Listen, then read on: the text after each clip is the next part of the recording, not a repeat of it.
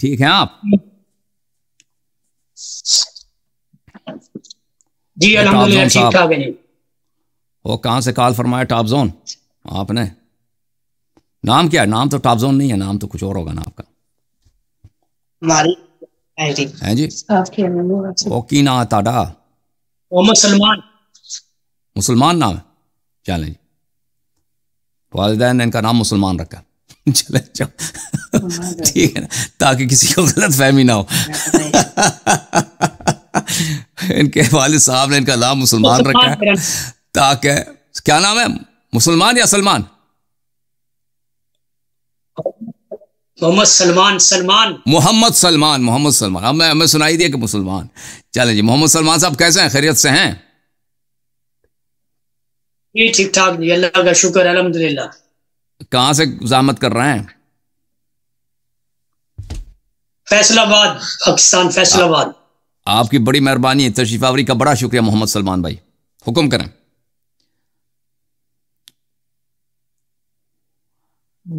جی سیدنا صدیق اکبر رضی اللہ تعالیٰ عنہ، سیدنا فاروق اعظم رضی اللہ تعالیٰ عنہ سلام اللہ علیہ کے متعلق آپ کیا نظریہ رکھتے ہیں؟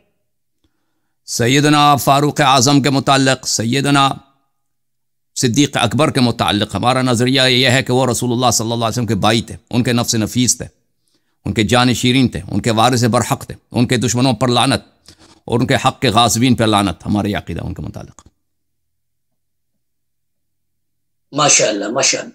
کیونکہ مجھے یہ پتہ چلا تھا کہ آپ شاید ان کے ایمان کے قائل نہیں ہیں.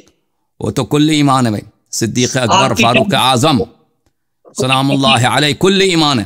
جو رسول صلی اللہ علیہ وآلہ وسلم کے نفس نفیس ہوں، ان کے وارث ہوں، ان کے خلیفہ برحق ہوں، ان کے بعد برحق امام ہوں جی، تو وہ ان کے ایمان میں شک کرنا ہی کفر ہے.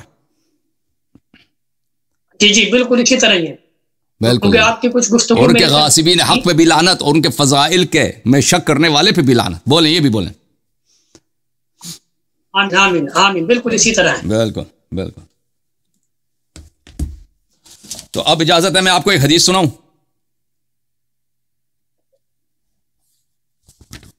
جی جی بالکل.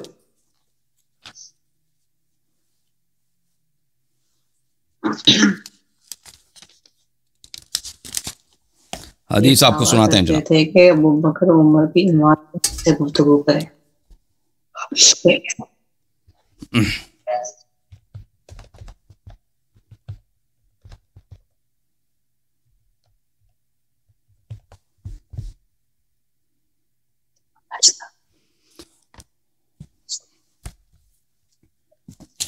سنن ابن ماجہ کہاں گیا؟ یہ سنن ترمذی ہے، یہ سنن ابن ماجہ. جی میرے محترم ناظرین، یہ کتاب ہے سنن ابن ماجہ. سنن ابن ماجہ محمد ابن یزید القزوینی، چاپ دار الفکر ہے، سنہ 2008 میں چھپی ہے. یہاں پہ آپ کو لے کے چلتے ہیں صفحہ نمبر 49 میں. صفحہ نمبر 49 میں، جی ہاں یہ صفحہ نمبر 49 ہے، حدیث نمبر 120 ہے. یہاں پہ عن عباد ابن عبداللہ قال قال علی علیہ السلام. عباد ابن عبداللہ روایت کرتا ہے کہ علی امیر المؤمنین علیہ السلام نے اس طرح فرمایا ہے. جی ہاں، فرمایا انا عبداللہ، اللہ کا بندہ میں ہوں، واخو رسولہ، اور رسول صلی اللہ علیہ وسلم کا بھائی میں ہوں، وانا الصدیق الاکبر، صدیق اکبر میں ہوں، لا یقول بعد الا کذاب، میرے علاوہ اس عنوان کا مدعی نہیں ہوگا مگر ایک ہو کذاب ہو. اشارہ واضح ہے کس کی طرف ہے؟ اشارہ واضح ہے کس کی طرف ہے؟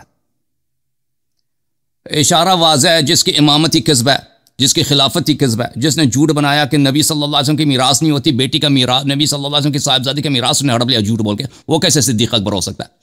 انا الصدیق الاکبر لا یقول بعد الا کذاب صلیت قبل الناس ل7 سنین. کوئی مسلمان نہیں تھا نماز پڑھنے کے لیے، 7 سال تک صرف میں تھا اور نبی صلی اللہ علیہ وآلہ وسلم تھے. ہم دونوں نماز اکیلے پڑھتے تھے. صدیق اکبر کے متعلق یہ ہمارا نظریہ ہے جناب.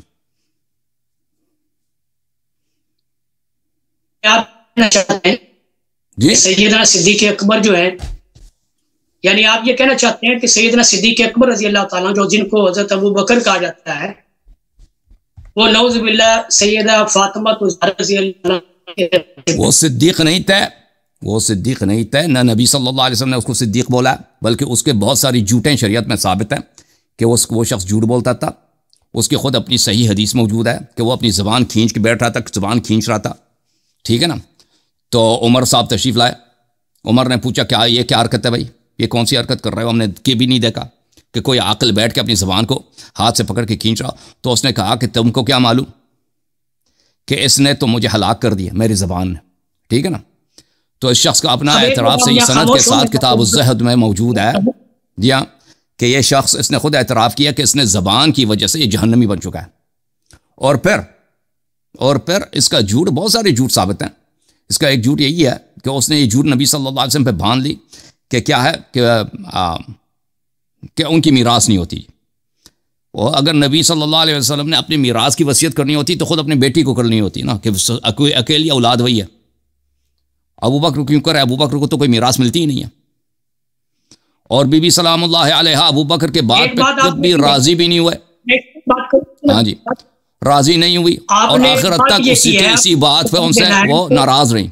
جی ہاں، تو پتہ چلا کہ ابو بکر صدیق نہیں ہے، ابو بکر کذاب ہے۔ صدیق اکبر وہی ہے جو انت منی بمنزلت ہارون من موسیٰ، وہی ہے۔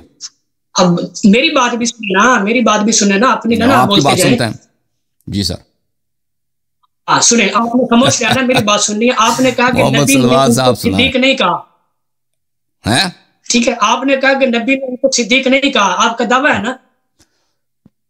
اگر آپ کے پاس اس بات ہے جو ہمارے لیے حجت ہو تو دکھائیں، ہم آپ کی جھوٹی کتابوں کو نہیں مانتے، ہم آپ کی اپنی کتابوں سے ثابت کرتے ہیں کہ یہ شخص جھوٹ بولتا تھا، اس نے جھوٹ بہت بولا، اس نے نبی صلی اللہ علیہ وسلم جو جھوٹ اس نے باندھا ہے۔ آپ نے کہا کہ نبی نے ان کو صدیق نہیں کہا،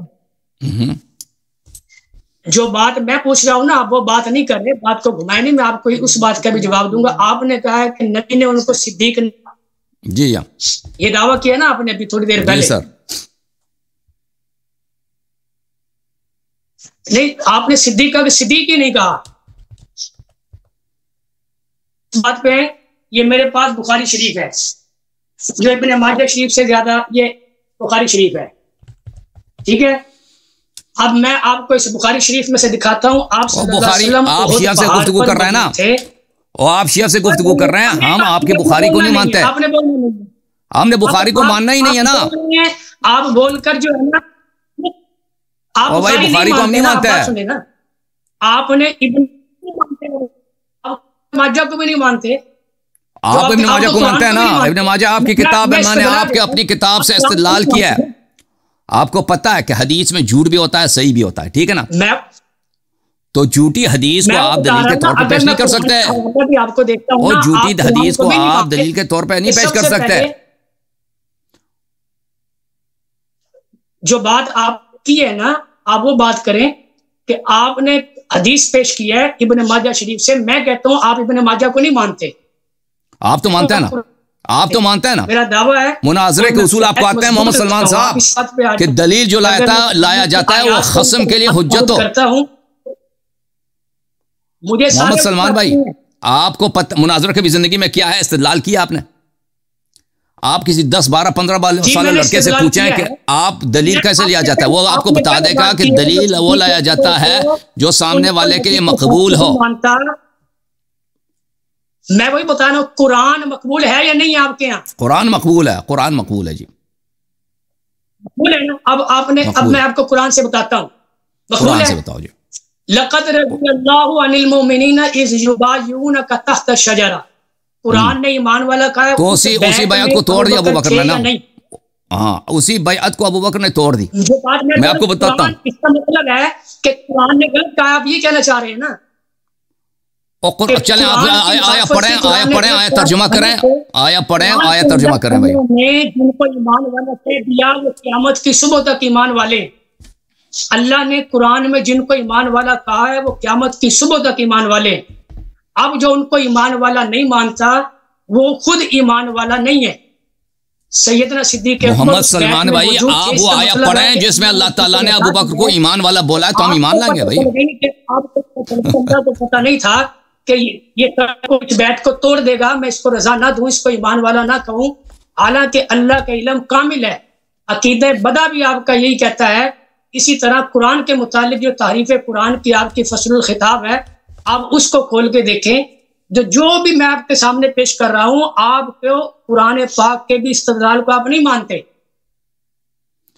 دیکھیں جب آپ نے قرآن مجید، جہاں تک قرآن مجید کا تعلق ہے شیخ صاحب، آپ ابحاث کا ان کو نبی کا ساتھی نہیں مانتا، وہ جھوٹا ہے، کذاب ہے، یہ آپ نے کہا. حالانکہ قرآن نے ان کو نبی کا ساتھی کہا.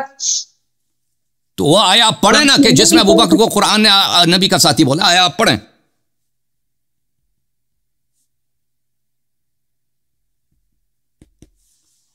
او مولوی جی آپ کی آواز نہیں آ رہی ہے. جس آیا میں نبی القرآن نے بولا کہ ابو بکر نبی کا ساتھی ہے صلی اللہ علیہ وآلہ وسلم، مومن ہے، مخلص ہے، وہ آیا اب ہم پڑھ کے سنائے نا.